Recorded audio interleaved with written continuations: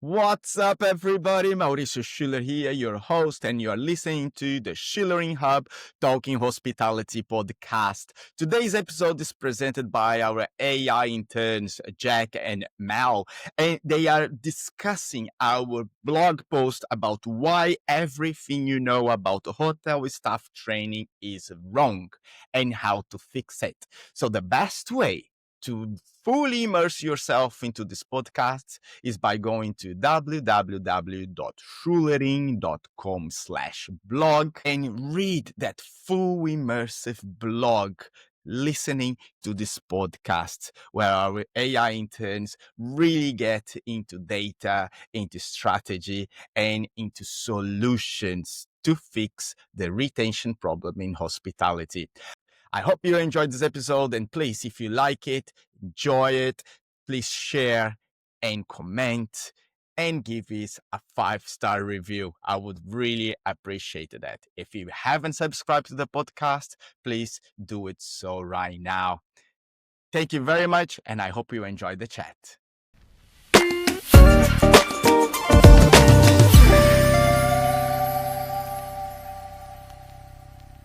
Okay, so let's really get into this. If you're a leader in hospitality, and that could be, a boutique hotel, a restaurant, anything, you are not just running a business. No, not at all. You're basically fighting a war, a brutal war against attrition. The numbers we pulled they're just staggering. Staff turnover rates hitting almost 85% in the USA. 85%. Just sit with that for a second. For every 10 people on your team, 8 or maybe 9 of them are gone within a year. And that's not just a headache, it's a huge financial drain. The data shows replacing one employee can cost, over $5,800? And that's a conservative number. Often it's way more when you factor in the lost productivity, the time it takes for a new person to get up to speed. And this cost, it leads directly into this really difficult problem we're calling the training paradox. Mm-hmm. You, as the leader, you have to ask this cynical question, right? Why should I pour all this time, all this money into really good training when statistically that employee might be gone in 7 months? It feels like you're just throwing money away. Yeah. And it creates this self-fulfilling prophecy. Oh, so? Well, because the risk is so high, a lot of places pull back on training. They do the bare minimum, just enough to get someone on the floor. And of course, that person is underprepared, overwhelmed, and then they're more likely to quit. So the cycle continues. Right. So the mission for us in this deep dive is to lay out a strategic way out of that exact paradox. We're looking at a hybrid adaptive system. It's designed to hedge against that attrition risk. It's all about being smarter with where you put your resources. Exactly. We've broken it down into 3 big pillars for building what we're calling a high-fidelity workforce. First is prioritized selection, basically. Hire for attitude. A second, strategic onboarding. We call it the retention ramp. And third, scalable development, which is all about using technology as your lever. It's a complete mindset shift, really, from just processing new hires to actively building loyalty right from the very beginning. Let's dig into that first pillar then, the hire first filter. This goes against the grain a bit, doesn't it? The traditional idea is to hire for experience, for the resume. It really does.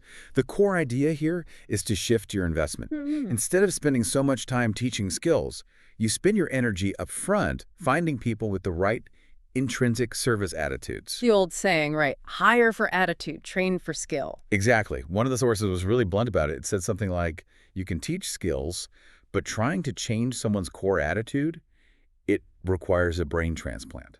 I love that. But it brings up a practical question for me. In hospitality, you're hiring fast. You're hiring in volume. How do you actually filter for attitude in a 15-minute interview? It's not about psychological testing or anything that complicated. You're just looking for indicators. Yeah. You can teach someone how to use the point-of-sale system, the PMS system. That's just button pushing. That's technical. But that foundational capacity for service, the empathy, the conscientiousness, that natural instinct to help, that's almost impossible to fake. So you're looking for evidence of that behavior in their past, not just what they say they can do. Precisely. There was a fantastic real-world example we found about Jim Bush at American Express. Oh, yeah. Tell us about that. When he was scaling up their service centers, he deliberately hired people who had worked at a hotel front desk over people with traditional call center experience. That seems kind of counterintuitive. A hotel desk is a totally different world from a call center. It is, but it speaks directly to this attitude filter. Bush knew that hotel front desk staff. They already had an innate ability to connect. They're used to handling high-stress, face-to-face human interactions. The lost luggage, the room not being ready. All of it. They have this built-in emotional intelligence. Amex figured, look, we can easily teach them our computer systems, but we can't teach them how to genuinely connect with a person in distress. So cultural fit isn't just about, do I like this person? It's about, does their core service DNA match our company's why? And when you get that alignment, that is a massive driver for retention. People who are genuinely passionate about what your brand stands for, they just don't leave as often. It's the best ROI you can get in hiring. Okay, so you find this amazing person. Now what? You move into that crucial second pillar, strategic onboarding, the retention ramp. And this is where the pressure really kicks in. The need for rapid deployment, right? Get them on the floor now. We're short-staffed, we need bodies. And that's the biggest pitfall. You sacrifice quality for speed, and you end up just drowning the new hire in information on day one. Which causes instant anxiety and makes them think about leaving already. Right. So strategic onboarding has to start before their first shift. This is where you can be really smart with digital tools. You're talking about pre-boarding. Exactly. And doing it in a way that's accessible for everyone, especially for your deskless or multilingual staff. Forget the clunky HR portal. The sources really advocate using simple SMS, just text messages. Okay, so what does that look like in practice? You text them a digital welcome packet. Here's your schedule, here's a map of the property, here's the paperwork you need. And the key is you let them just snap a photo of the completed forms and text it back. Ah, that's clever. That removes so much friction. No need for a scanner or a computer. It's agile, it's easy, and it means when they walk in on day one, they're ready to learn and connect, not fill out tax forms. And that day one experience, that's what Florian Horn, one of the experts we studied, really hammered home. He says managers have to make that first day memorable. Absolutely. It can't be 8 hours in a stuffy room reading a manual. The orientation needs to be about the culture, why you should be excited to work here, why you should want to grow with us. And a big part of that is creating psychological safety right away. Which is where peer integration, like a buddy program, is just, it's a game changer. So you pair a new hire with a veteran employee. Yep. They have a go-to person for all the silly questions they'd be too embarrassed to ask the general manager. Where's the break room again? Or how does this coffee machine work? It's more than just comfort, though, isn't it? It's a powerful training tool. It's an incredibly high-fidelity training mechanism. The data on this is wild peer-to-peer training can have knowledge retention rates of up to 90%. 90%. That's, wow. Why is it so much more effective? Because it's the only way to effectively transfer what's called tacit knowledge. Okay, break that down for us. What is tacit knowledge? It's the unwritten rule book. It's the stuff you can't learn from a manual. It's the wisdom you only get from experience. Like what? Give me an example. Okay, so the manual says, make a martini. Tacit knowledge is the veteran bartender telling the new hire, look, when Mrs. Smith sits at table 4, she always orders a dry martini with 3 olives. And if she smiles a certain way, she's about to ask for this special dessert, so go check if we have it ready. It's predictive. It makes them effective immediately. Instantly. And the manager's role has to shift. You're not the primary trainer anymore. You have to trust your buddy system. And you debrief with the buddy to see how the new hire's really doing. Exactly. You trust their expertise on the floor. This flows perfectly into our third pillar then, continuous development. And this is where you really have to leverage the technology lever. Yeah, given the high risk of turnover, you need training that's cost-efficient, standardized, and measurable. You can't afford 3-day off-site workshops for every new line cook. So we're moving away from the classroom lecture. Completely.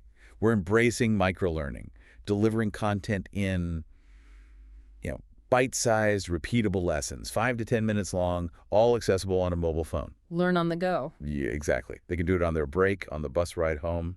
And the sources show this isn't just convenient, it boosts knowledge retention by 20 to 40%. And it's agile. The menu changes, you push out a 5-minute video, new safety policy, boom, everyone gets the update instantly. But it can't just be about technical tasks. Hospitality is all about the emotional experience. We have to train soft skills reading body language, diffusing a tense situation. How do you train something like empathy on a smartphone? Through high-fidelity simulations. Scenario-based training, or SBT. Instead of awkward role-playing, you use interactive videos where they have to make decisions in real time. We saw the amazing example from Hilton using virtual reality for this. Yes. They put their staff into these VR simulations of really tough guest encounters. Like dealing with an unreasonable complaint. Exactly. And the results were incredible.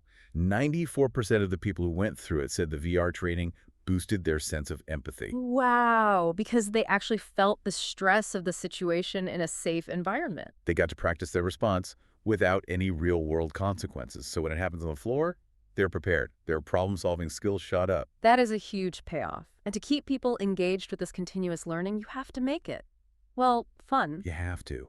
You fight training fatigue with gamification, leaderboards, point systems, little challenges, and you inject humor. Like using a clip from The Office before a fire safety module. Why not? Show the chaotic fire drill scene as what not to do lead-in. It makes the serious information that follows much more memorable. It keeps them from tuning out. So once you have this well-trained, agile team, you have to build in resilience. Which brings us to cross-training. Cross-training isn't a luxury anymore. It's essential. If your front desk team can help in the restaurant during a rush or housekeeping can cover laundry, you avoid those critical bottlenecks. And it's a retention tool too, right? People feel more valuable if they have more skills. For sure. They don't feel like they're stuck in a dead-end job. Yeah. And all of this has to be supported by a culture of coaching, not just correction. Moving away from that dreaded annual performance review. Oh, totally. That's the worst. Feedback needs to be immediate. A 30-second intervention right after an interaction. Hey, that was a great job handling that. Or next time, try this phrasing instead. That's 1,000,000 times more effective. It all ties back to this core principle of unconditional hospitality. It's not just for guests. No, Preston Lee argues it has to be for your coworkers, too. You help your teammate, not because you expect something back, but because you all share the same high standard. And when you get all these pieces working together, the ROI, the return on investment, is actually very clear and measurable. It is. You see a real reduction in training costs, maybe up to 35% with micro-learning. You're saving all that money on constant rehiring. And on the revenue side, guest satisfaction goes up. We're seeing reports of 15 to 25% increases. And upselling conversions get a boost too. 15 to 20%, just from staff practicing in those simulations. So the whole calculus changes. The strategic investment up front in attitude, onboarding, and digital development, it pays for itself over and over again. You finally conquered the training paradox. It's a powerful framework. You select for attitude, you onboard with structure and peer support, and you develop skills with scalable tech that hedges your risk. And I think the final thought here, the challenge from Florian Horn, is really fascinating. He says managers need to stop being the grim reaper of hospitality. The person who only shows up when something's wrong. Exactly. Instead, you have to lead with positive energy. You have to be approachable. That culture becomes contagious, and it's something people want to be a part of. You have to model that hospitality to your own team first. So if you're listening to this and you want to actually implement this framework and stop fighting that turnover war, there are tools out there designed specifically for this. Yeah, you can find resources like the Culture Deck, which helps you define and hire for that attitude fit. There's the Stay Onboarding framework for turning your manuals into mobile-friendly training. And even things like employee experience audits to find those hidden friction points in your current system. It's all about building stronger, high-fidelity teams. You can get started on all of this immediately. Just visit www.schulering.com.